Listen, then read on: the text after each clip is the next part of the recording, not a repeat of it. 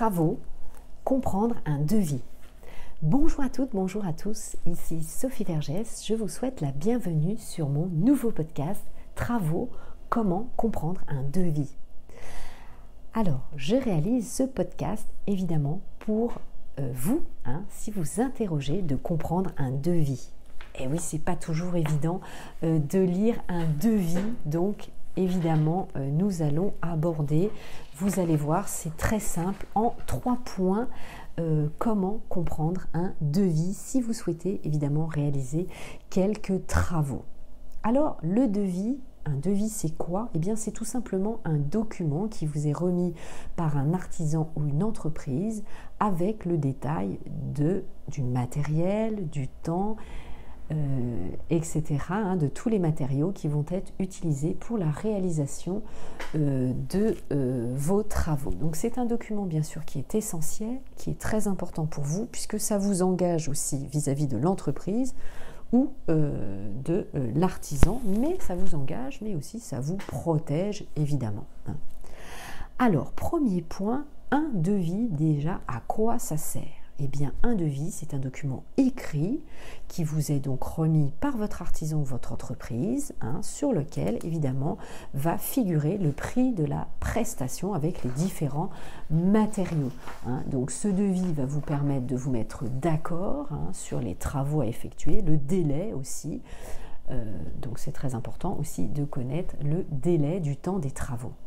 Donc, de son côté, évidemment, votre artisan, ensuite, ne pourra plus modifier ni le prix, ni le type de prestation, il faut le savoir, une fois que vous aurez fini, que vous aurez signé et que vous auriez fait toutes les modifications avec lui.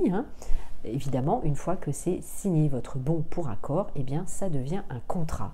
Donc, évidemment, lisez bien, prenez votre temps et posez toutes les questions. Alors, ce document donc est un engagement respectif et d'ailleurs c'est un document obligatoire si le montant des travaux est supérieur à 150 € TTC, toutes taxes comprises. Donc globalement, à chaque fois que vous allez faire des travaux, quasiment, ça va être obligatoire. Deuxième point à regarder, c'est bien sûr cette mine d'informations que vous allez avoir. Le devis va vous apporter toutes les informations nécessaires. Ce sont des informations évidemment précieuses des travaux qui vont être réalisés, de ce qui va être fait. Alors ça va vous permettre aussi bien sûr de vérifier la bonne foi de l'artisan. Puisqu'évidemment, si l'artisan prend le temps pour établir le devis, il va y mettre évidemment tout le détail des prix, des fournitures, de la main-d'œuvre, hors taxe, TTC, bien sûr, son numéro de SIRET, c'est le numéro de société, bien sûr, puisque vous devez prendre une entreprise déclarée, etc., son adresse, ses coordonnées.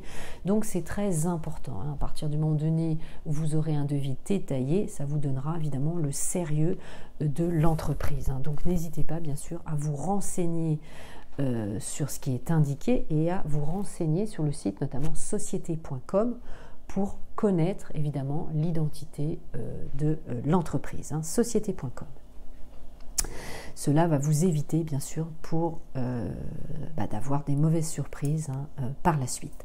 Ensuite, le troisième point, mais comme je vous le disais, ce document est légal puisqu'il doit y figurer des mentions obligatoires sur ce devis, bien sûr, notamment la date d'émission du devis. Un devis est valable pour une période donnée, donc sa date d'émission doit y figurer. Donc, s'il n'y a pas de date, on considère qu'un devis est valable 3 mois, puisque vous savez qu'il y a une durée de validité. Ensuite, la deuxième mention, c'est la date de début des travaux ainsi que l'estimation de leur durée. L'artisan, l'entrepreneur doit vous dire évidemment combien de temps ça dure et à quelle date il peut entamer son chantier. Sinon, vous pourrez bien sûr entamer des poursuites si les travaux n'ont pas commencé dans les 7 jours suivant la date de début des travaux indiqués. Donc c'est vraiment évidemment une donnée clé. Ensuite, des informations, ce que je vous disais précédemment, concernant l'artisan. son nom, sa raison sociale, son numéro de TVA, son numéro d'identification au registre du commerce ou des sociétés, SIRET ou SIREN, ou le répertoire des métiers s'il s'agit d'un artisan. Votre nom, bien sûr, doit figurer sur le devis, le nom, l'adresse, bien sûr, où se situent les travaux, c'est très important. Et ensuite, vous allez avoir tout le détail des prestations avec la mention du prix unitaire, hors taxes et TTC, le coût de la main-d'œuvre et le détail des matériaux nécessaires à vos travaux. Donc ça, c'est évidemment essentiel à regarder. Ensuite, tout en bas, on descend, vous l'avez compris, les modalités de paiement. Vous avez un certain pourcentage, par exemple, que vous allez devoir verser à votre artisan, à votre entrepreneur, à la signature du devis. Vous avez un échelonnement. Donc, regardez bien les modalités de paiement et vos conditions de réclamation s'il y a un litige et les modalités de garantie. Assurez-vous, bien sûr, que votre artisan soit déclaré et assuré.